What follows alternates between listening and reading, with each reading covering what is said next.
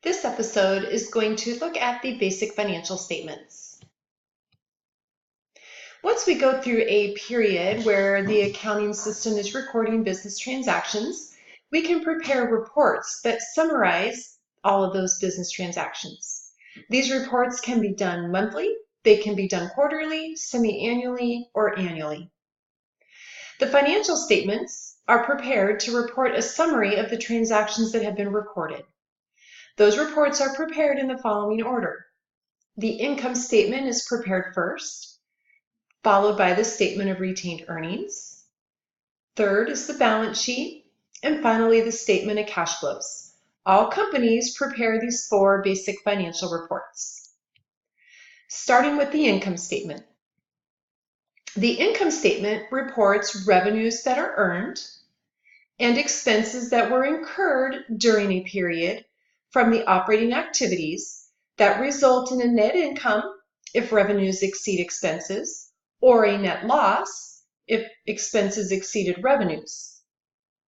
And it looks something like this. The heading of a financial statement will always have the first line, the company name, the second line, which statement it is. Here, this is the income statement, and the third line is the date. The income statement will report a summary of revenues that were earned and expenses that were incurred over a period of time. So this particular income statement is reporting the revenues and expenses for the period month ended December 31st of 2019. Total revenues recorded during the month were $3,000. Total expenses recorded were $800. Revenues minus expenses gives us the amount of net income. Notice the single underline that represents a subtotal, indicating numbers directly above that line are combined to get the number below. This double line indicates a final total, reflecting the end of the statement. Net income is the difference between revenues and expenses, and it measures the company's profitability for the time period reported. Once the income statement is prepared, the company can then prepare a statement of retained earnings. The statement of retained earnings reflects the changes in the company's retained earnings from the beginning of the accounting period being reported to the end of the accounting period. So here we are seeing again the heading, company name, second line which report this is the statement of retained earnings, and third line the date. The retained earnings statement reports changes for the month ended December 31st of 2019. Retained earnings began the month with a 0 balance. We can assume that this was a brand new company, had nothing recorded when they began the month of December.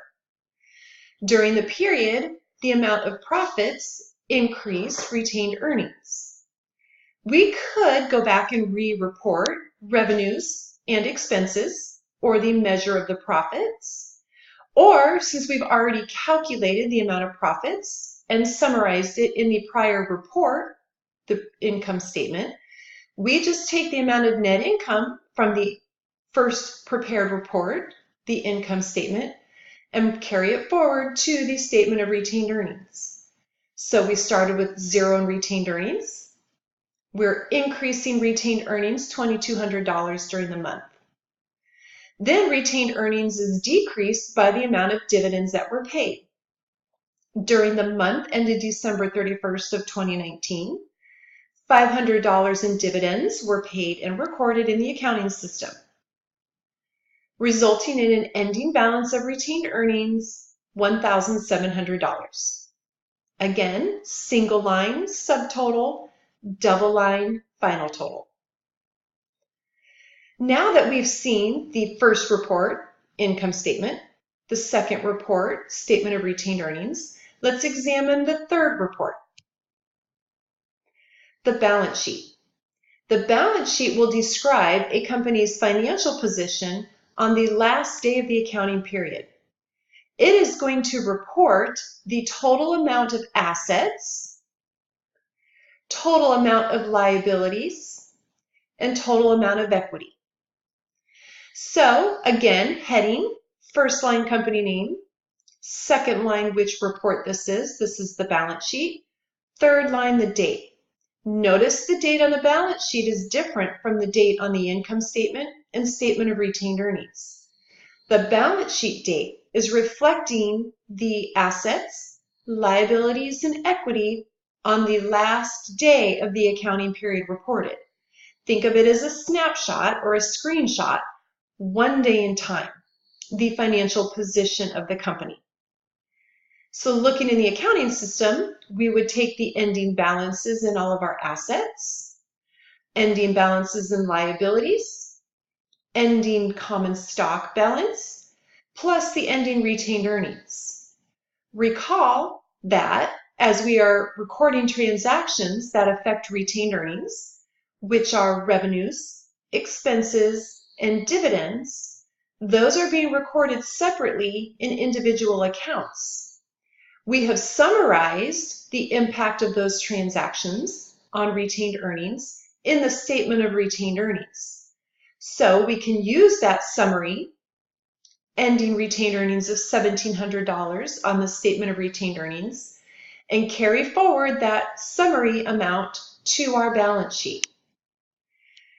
This balance sheet is showing that total assets of $26,900 equal total liabilities and equity of $26,900, reflecting the basic accounting equation in balance. The fourth of the financial reports to be prepared is the statement of cash flows. And this statement shows the change in cash for a period of time for the month ended December 31st. It ultimately will show whether cash increased or decreased. It will ultimately show whether cash increased or decreased and reconcile the beginning amount of cash to the ending amount of cash for that period. It breaks down the cause of that increase into three types of activities that affect a company's cash. Its operating activities, its investing activities, and its financing activities. This statement will be explored in depth when we get to the end of the Basic Principles of Financial Accounting course.